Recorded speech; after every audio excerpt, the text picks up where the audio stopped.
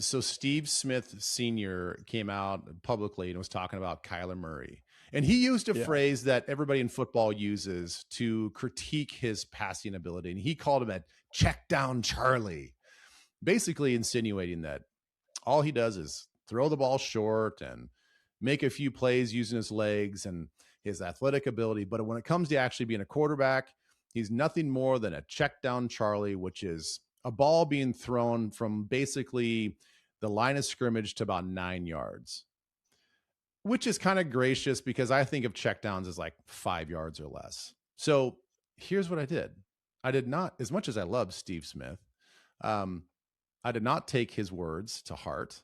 So I went back and watched his 4 best games back in 2024, watched his 4 highest rated games of the season. And I charted what I think are checkdowns. Now, here's the caveat to all of this. Just because a play is under 5 yards, or according to the internet, if you think a checkdown is under 9 yards, I disagree. I think it's more like 5 yards. A checkdown to me is after you've gone through read 1, 2, and 3. You've exhausted your progressions. Then you throw to the outlet that is the check down just to get the ball out of your hands, just so there's nothing catastrophic that happens behind the line of scrimmage, and you get the ball in some sort of skill position player's hands. To me, that's a check down. A check down is not just a quick pass on a slant. That's not a check down. It might be at 4 yards, but it's not a check down if it's your primary read. So I kept all of that in mind as I was charting his throws. And what I will say is, he is not a check down Charlie in that sense. Everything that Steve Smith was saying, I think, is false. Does he incorporate, and does the offense incorporate a lot of short throws? Yes. Now, is that just because of what Drew Petzing is in that offense back in 2024? Or is that because of what they saw in practice and what they think of Kyler Murray, thinking like, well, I don't think that he can get the ball consistently down the field. So let's just operate on a little bit more of a West Coast quick game system. So after I kind of crunched the numbers and looked at all of my different tally marks for different categories, there is some merit to say that about 65%, high number, 65% of his throws happen under 5 yards. I don't know how that rates against all the other quarterbacks out there. To me, that seems like a very high number. And again, I was looking for what is built into the offense. Is that throw within the first 1 or 2 reads of that offense and of that throw? And a lot of them were, balls out of his hands quick. He's getting the guy, right at 5 yards on a little hitch, a little slant, a little something, a little comeback.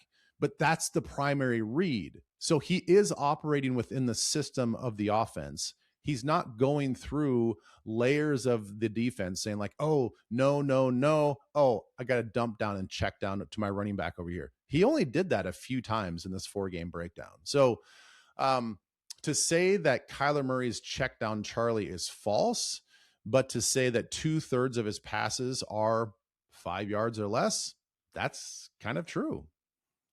So that makes the more interesting question, why, which is kind of what you were getting at. Mm-hmm. And I get what you're doing because Steve Smith basically said the success that we saw with him was as a check down Charlie. So you went to the 4 best games, right? Like, because that was the premise. His success was because of this. I think my question is, what does his 4 worst games look like? But I've got a different interesting thing that I want to pile on top of that. So our buddy, Alec Lewis, has a great piece for The Athletic. And he had talked to an unnamed coach with the Cardinals when Kyler Murray was there. And here's what Alec wrote about what that coach said anonymously. Once the signing with the Vikings was official, one of Murray's coaches with the Cardinals who requested anonymity to be candid about a former player, but the prevailing opinion bluntly was, I think you're about to see the best version of Kyler Murray, the coach said, and I'm effing pissed that I'm not going to get to be a part of it. I'm going to be jealous when he's in a good environment, his headspace is good, and he shows people who the F he is. I talked to a buddy of mine who's in the agent world, and the one thing he said to me when all this was going down was, he goes, if I had to put all my money against a team's ability, like I had to pick an organization, like who are you betting on that won't do well with a talented quarterback? He goes, the Cardinals are at the very least top 3, if not higher. He goes, Ouch. on the other end of the spectrum, if I had to put all my money on an organization doing well with a quarterback, the Vikings are going to be in the top 3 of that conversation, if not higher. He goes, I can't tell you what that means and how this is all going to go. And I know there's a lot of JJ people out there who are screaming like, well, JJ's not developed. Like, I'm not going to get into that. I'm just saying this is what a dude who knows the business told me. And so I'm slowly buying into what this coach said to Alec, that there is potentially a universe where everybody goes, how did the Cardinals blow this? Oh my God, look at how good this offense is. Yeah, assuming first of all, he I wins love the job. well, yeah, assuming he wins job. The quote that Alec pulled from that anonymous source, it absolutely stuck out to me as well in that article. The one thing that really stuck out though was the headspace.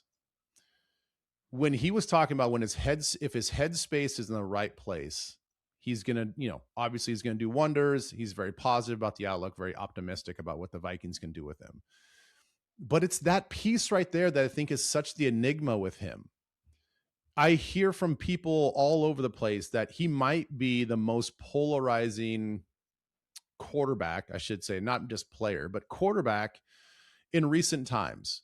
You can find a group of people that say, man, ultimate competitor, this, that, and the other, everybody's going to love him. And then you're going to find another group of people say like, ooh, really introverted, not a great leader. When things are going bad, he just kind of goes, he kind of insulates himself, goes into his own hole, keeps to himself, is not a team builder. So, when you talk about headspace, well, that's a really important part of the job when you hear from any successful quarterback, is just like, how headstrong can you be when the times are great and the times are bad? And we all know that there's going to be good times and bads in every football season. So my concern is not so much physical. I know that he can throw the ball. I know that he can run with the football. I know that he can create plays. To me, it's all 100% mental. Can he pick up this complicated offense that KOC runs, and can he stay in the right headspace for 17 games? Where I am willing to plant a flag right now, and I look forward to everybody yelling at me weeks from now when I'm wrong, because I don't know how this is all going to play out, but I am willing to plant a flag on, I think the video game clause and the whole study narrative, I think it's BS. I don't buy it. I think it was bad organization, bad communication, bad agent player organization relationship. I mean, I remember Glenn Taylor going, I got to look Andrew Wiggins in the eye and know he means it and shake his hand when he signs the contract. Like, I just don't buy it. Does that mean I think he's going to be the starter and be elite? No, but I'm not in the camp that this guy has a studying problem. I kind of think the opposite. That's where I'm at right now.